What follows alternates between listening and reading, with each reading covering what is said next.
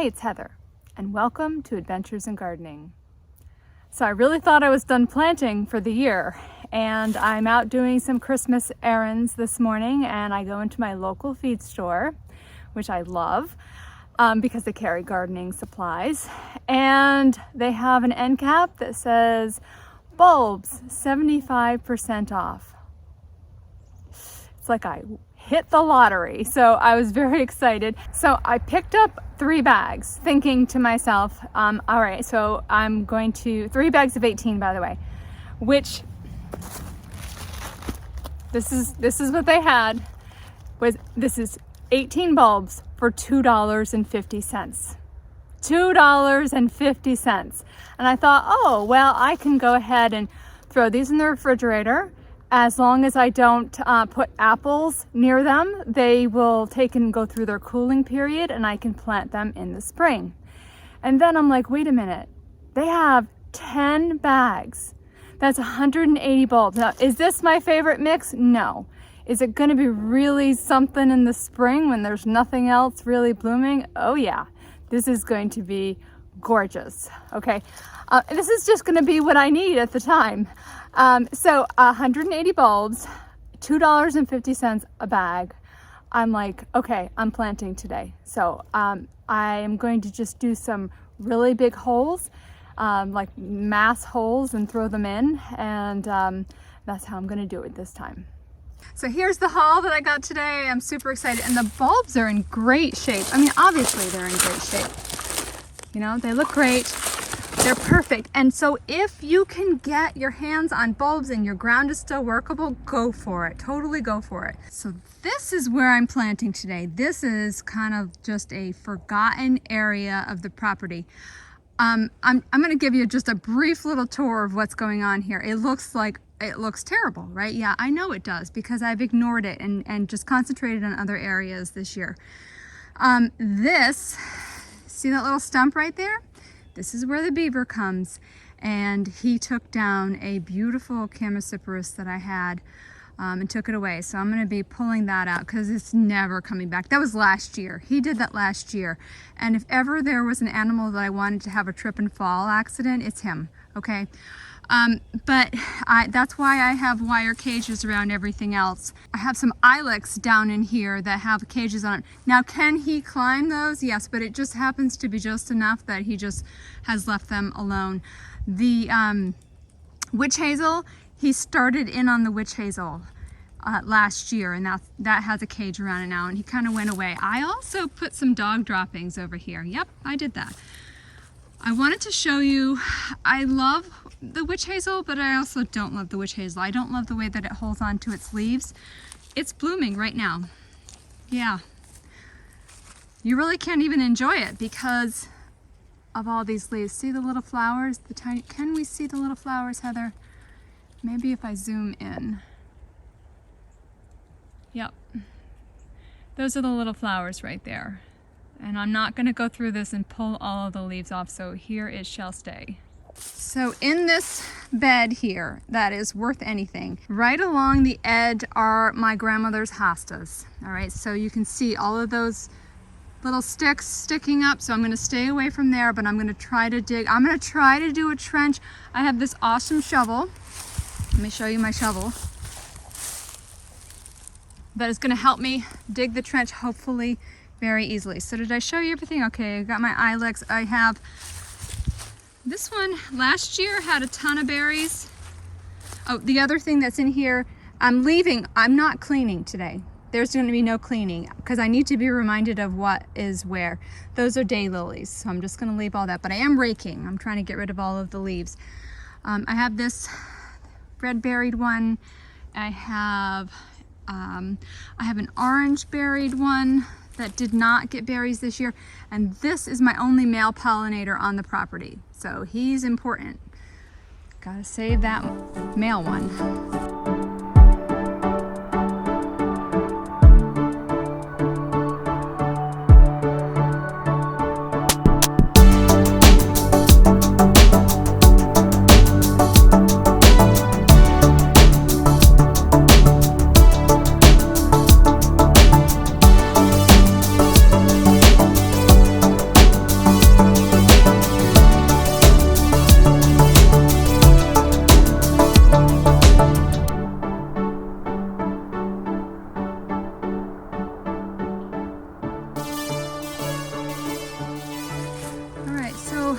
think this is going to be big enough.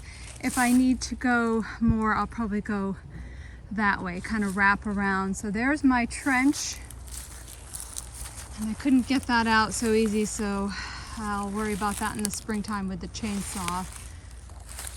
And I stopped it right about here. So I need a path still to walk in here to maintain everything still. So I'm going to stop right about there. And now let me put the tulips in.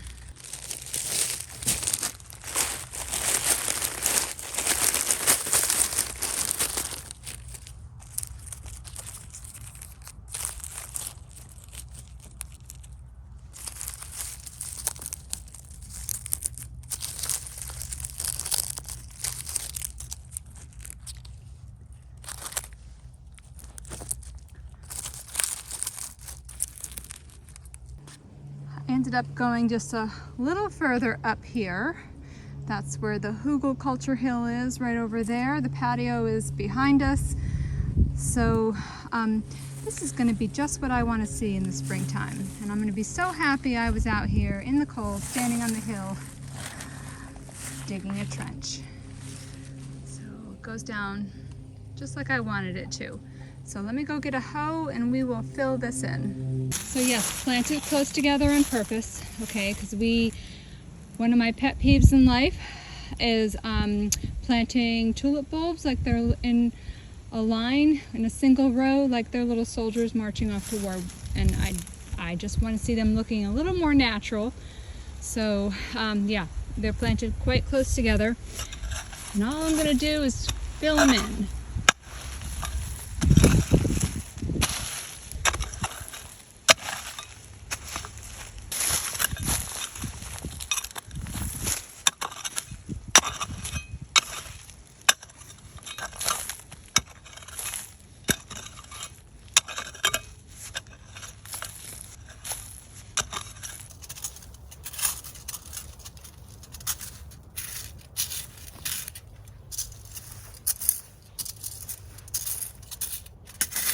So we've got some time today to do a few more things. I want to update you on the garlic so you can see what that looks like right now. And I think we've got some time to do some containers with mixed greens. So let's go. So out of all of the areas that I worked on this 2022 garden season, this area, I love it the most. It makes me smile every time I walk by it. And I waited for years to make the changes. So I will link the video below to show you what I did here, because all I did was I created 2 spaces by just putting a walkway or a little rock pathway to the faucet that's over there. And then I planted the garlic and the leeks in here. There are no leeks to show. Okay, but the garlic is coming up. So these are my little itty bitty garlics coming up. And this is exactly how you want them to look this time of year. You really don't want them to be that tall. You don't want to have a lot of growth on them. You want to have just a little bit of growth, and you know that they are rooted in. So, and they're all through here, the garlics are. Now, let me show you what I noticed this morning over here. See the little hill there, the indentation? I think a ground mole got in here. All right, so I did start planting the other garlic on this side, right about here, over to there, and yeah, that concerns me a little bit. Did we move in and we're eating the garlic over the winter? So I got out some Repelzol this morning, and the Repelzol is made with like, oh, what is it, like garlic and putrefied egg whites or something. It's supposed to be stinky, and it's supposed to hurt the little nose membranes of the critters that you don't want in your garden. So I did put some all along the edges here, so I'm just going to keep an eye on here and see what I might try to dig down. See how that's yellow right there? And these are green. Something kind of dug around this and unearthed it. But there's clearly, I saw it this morning. It looked like, you know, the tunnels that the ground moles or the voles make. So I got to keep an eye on that, because that's my garlic, not theirs. All right, so one other thing before we leave this area, I had said one time before, always leave a place for your cats in the garden. And you can see Piper and Peanut right up against this wall they'll come out here during the day and sun themselves. So yeah, that's where they go. And I still have parsley that I'm feeding to the rabbit here. So let's go cut some greens and do some containers now. First, we're going to bring some of this taboo.